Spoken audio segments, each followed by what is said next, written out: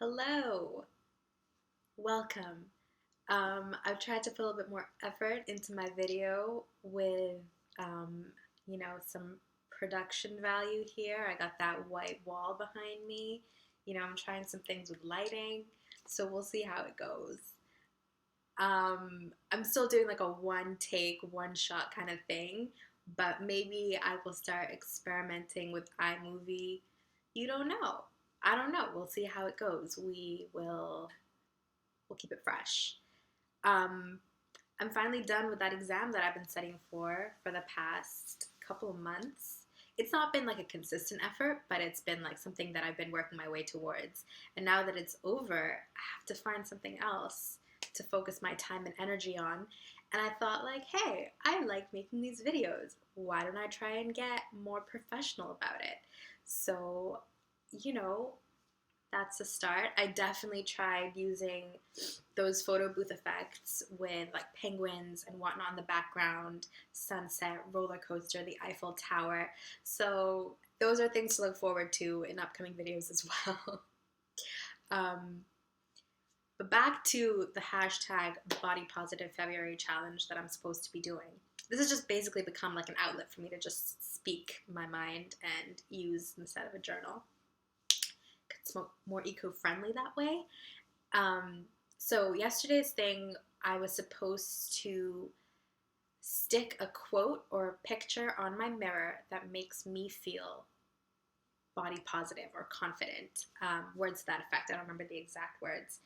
And I don't have a post-it note thing that I can write quotes on. I guess I could stick it with tape, but I don't know how that's going to come out. But anyway, the quote that I would probably use um, this week that I'm feeling right now is by Naira Waheed, and she is just amazing. I mean, I love her poetry so much. And it is really simple. It says, I am mine before I am anyone else's. It's so simple, but I think it puts a lot of things into perspective that for me right now, I'm sort of living for myself. And I don't know, I mean, maybe when I have more responsibilities and other things to worry about, other people sort of that I'm responsible for, I can maybe change that slightly. But I think right now, the decisions that I make affect me primarily. And the reasons that I would not do something are because of how they would impact me. And the reasons that I would do something are because of how they can impact me. So I think that just makes everything else sort of like more in line with my priorities if I think of things that way. And right now, my self-care and my self-love is very much focused on me as an individual. And perhaps that's not how it is for everyone, and I'm not saying that it necessarily should be, but it helps me. So that's what I'm going to say. And today's body positive challenge, let me just check real quick, make sure that I'm right. Okay, write about something you are grateful to your body for allowing you to do. There's so much. And I'm going to preface this by saying that I really don't mean this in a way that is like ableist. But I can only really speak to the experience of being able-bodied, and so I'm not trying to compare experiences because I am in no position to do that, and I certainly recognize my privilege in that. So I'm checking myself before I'm wrecking myself. I can't believe I just used that phrase. I'm sorry. Actually, I'm not really, but it's, if whatever.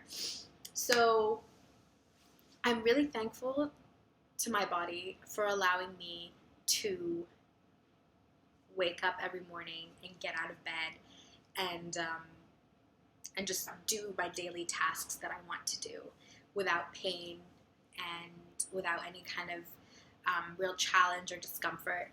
That's a huge blessing. I am thankful for my body, that I'm able to express myself through movement. that's a huge thing. I'm thankful to my body that I'm able to challenge it and exercise and sort of just try new things, try new movements. And I'm really thankful to my body that I'm able to pray, because that means a lot to me actually, and that I'm able to just experience daily tasks without any real difficulty or any pain. Because I think we all have experienced that, like if you bump your shoulder or twist your ankle or something like that, all of a sudden these tasks that you could do without even thinking about it become so challenging. Or I remember like I hurt my neck, and everything else, literally everything, from moving my arms to my back to my legs to just lying down, like sitting down, everything became really difficult.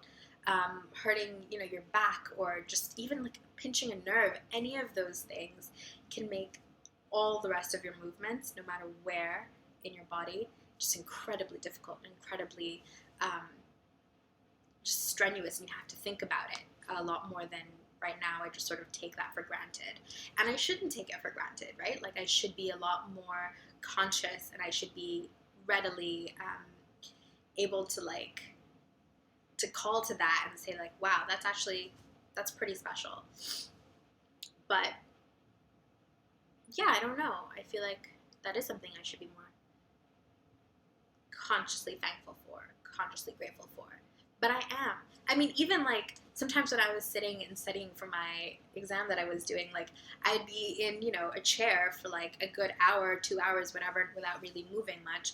And I like to sit, you can't really see, but like half cross-legged. So like this leg is, this knee is bent, and this one is straight down. And that's comfy for a while, but then after a bit you get pins and needles in your feet, and it's really hard to walk after that.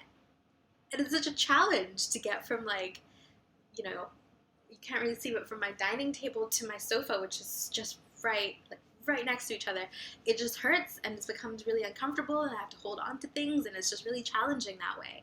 And that's the smallest thing.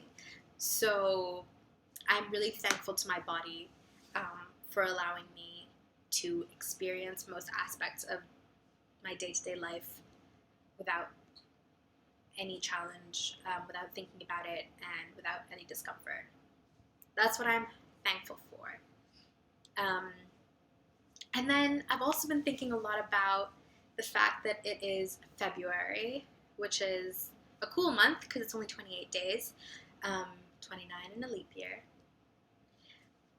And, we're all about, well, the commercialization of romance, shall we say, but Valentine's Day. And if you go to the store, if I go to Shoppers, it's like hearts and teddy bears and like roses and I love yous and things like that, which is like cool, like I'm not anti-Valentine's Day. But it made me think a lot about people that I love and the people that I care about and how we choose to express that love. And, I don't mind getting chocolates or flowers or a teddy bear or something, especially if it, reminds me that I'm loved. That's awesome. Or if it reminds you of me, like, yeah, of course. But I also think that it's a good time to reflect upon, like, maybe the relationships that we don't necessarily like express how much we care about, like the ones that we maybe take for granted. And I wanna make an effort to like to call those people and say, hey, I care about you, hey, I love you, hey, you make my life great.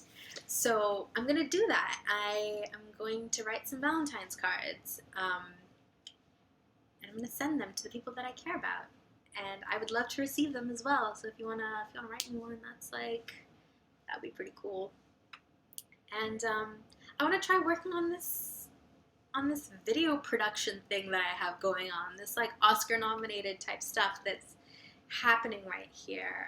Maybe I can submit this to an indie festival, maybe Sundance, maybe TIFF next year, right? One step at a time. But those are some ideas, those are some larger goals that I might be working towards. So let me know if you have any suggestions, critiques, kindly worded ones. And yeah,